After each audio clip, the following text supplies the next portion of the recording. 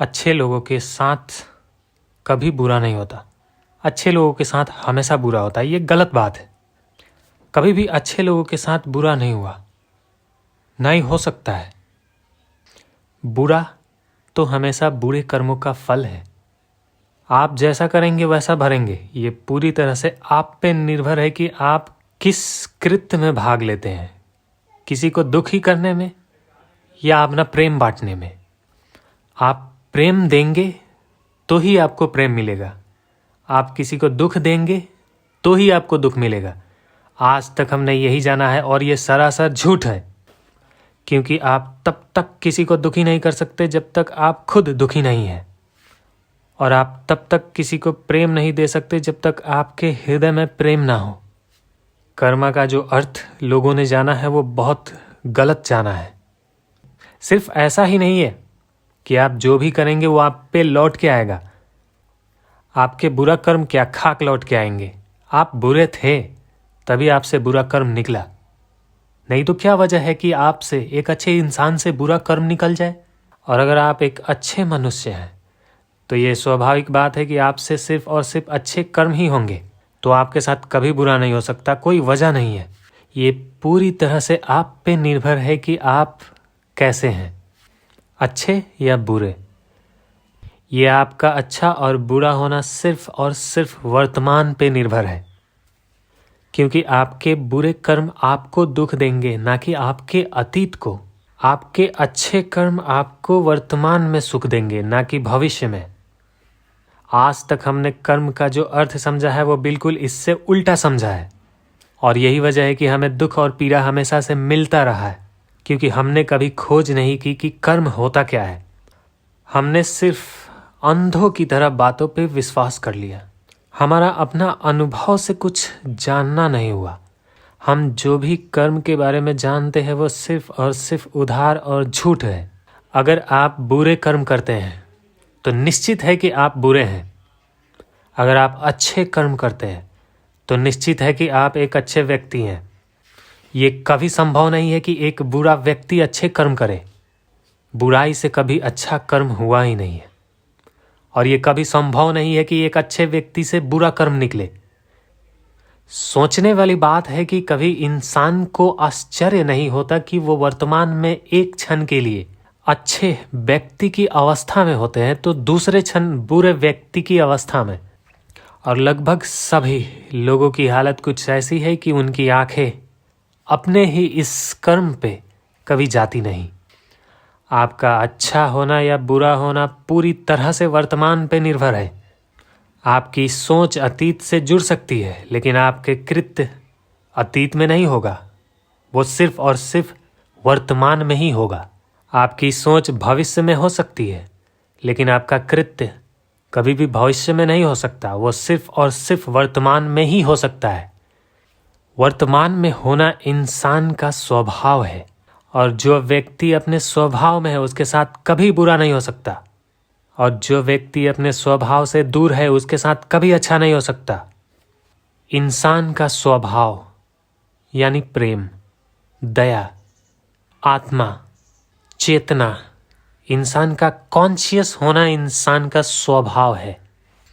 और निश्चित ही अगर आपके साथ कुछ बुरा होता है तो आप अपने स्वभाव में नहीं, आप कॉन्शियस नहीं है, आप सचेत नहीं है, आप जागरूक नहीं है।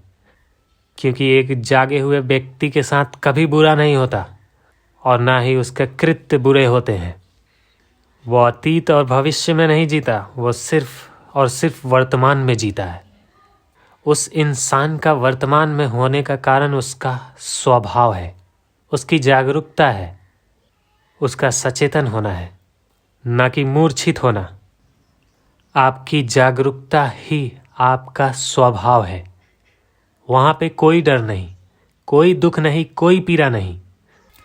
जीसस क्राइस्ट को जब यहूदियों ने सूली पे लटकाया, उनके पूरे शरीर में कीले ठोक दिए, जीसस को एक भयंकर से भयंकर मृत्यु देने की पूरी चेष्टा की, उनके पूरे शरीर में कीले ठोक दी, और जीसस अपने आखिरी सांस छोड़ते समय कहा, हे पिता, मैं अपनी आत्मा तेरे हाथों में सौंपता हूँ।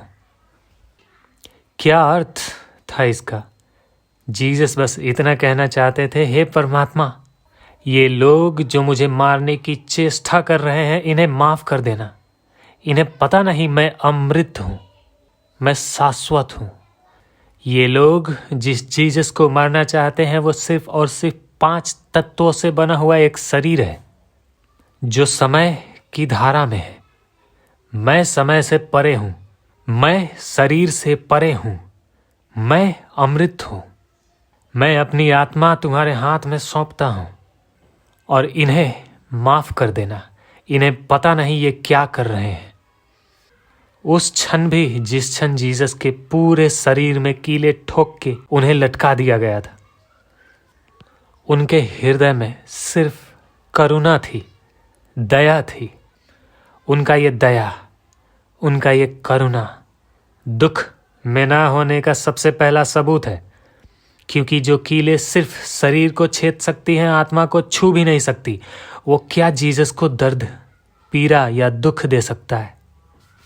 उनके सचेतन में कोई मूर्छा नहीं। दुख, पीड़ा, डर तो मूर्छा में है, जागरूकता में नहीं। जागरूकता में सिर्फ दया, प्रेम, करुणा हो सकती है। आंख से आंसू निकल सकते हैं, लेकिन दर्द के नहीं, करुणा के, प्रेम के, दुख के नहीं। दुख के आंसू तो सिर्फ और सिर्फ मूर्छा में ही निकल सकती है। जागरूकता अमृत है, मूर्छा जहर है। मूर्छा में दुख, डर, पीड़ा एक इंसान को भीतर ही भीतर काटती रहती है, एक पल के लिए चैन नहीं देती, सपने में भी सताती है। सपने अच्छे हो और टूट जाए तो बड़ा दुख होता है। सपने बुरे हो तो पहले से ही बुरा है, उसके टूटने की क्या ज़रूरत।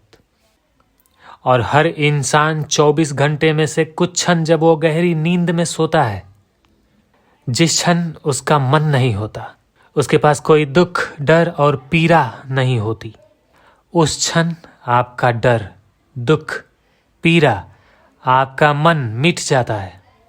आपके एहसास, आपके खुद के होने की अनुभूति पूरी तरह से खत्म हो जाती है, मिट जाती है। आप उस क्षण बचते ही नहीं, पूरी तरह से खत्म हो जाते हैं। और वही एक क्षण है जिस क्षण आपकी आत्मा परमात्मा के साथ एक हो जाती है। लेकिन आपके नींद टूटते ही आपका डर, दुख, पीड़ा फिर से वापस आ जाता है, वो कभी खत्म नहीं होता। क्यों? क्योंकि आपका जागरण नहीं, मूर्छा है। और उस मूर्छा में आपके साथ जो भी होता है उसके साथ आप एक हो जाते हैं। किसी ने आपको गाली दे दी तो आप भी गाली दे देते हैं। किसी ने आपको अच्छा बोला तो आप भी उसकी तारीफ कर देते हैं। कोई चोरी कर रहा है और कोई देख नहीं रहा तो आप भी चोरी कर लेते हैं। कोई दान दे रहा है तो आप भी लोगों को देख के कुछ दान दे देते हैं। आपका अच्छा या बुरा करना लोगों से तय होता है। आप जागृत नहीं है, आप मूर्छित है। आपकी दृष्टि आपके कर्म पे नहीं है। आपके कर्म सिर्फ और सिर्फ लोगों के कर्म है, आपका उसमें कुछ भी नहीं। और फिर आप जो भी करते हैं, चाहे अपने आप को कितना अच्छा ही क्यों ना माने आप, आपको डर, दुख और पीड़ा के अलावा और कुछ नहीं मिलता। और स्वाभाविक बात है, एक मूर्छित व्यक्ति के पास दुख और पीड़ा, डर के अलावा और क्या हो सकता है? आपके जागृत अवस्था में आपके हाथ पैर भी कोई काट दे तो आपको दुख, दर्द, पीड़ा नहीं हो सकता, क्योंकि उस क्षण आप परमात्मा के साथ एक हैं। आपके अंदर द्वैत नहीं। सचेतन में जागरूकता है, सचेतन में आप अद्वैत हैं, निराकार हैं, शून्य है, ब्रह्म है। आपकी जागृत अवस्था में आपको कोई तलवार नहीं छू सकती, आपको कोई कील छू नहीं सकती, कोई दर्द, कोई दुख आपको छू नहीं सकती।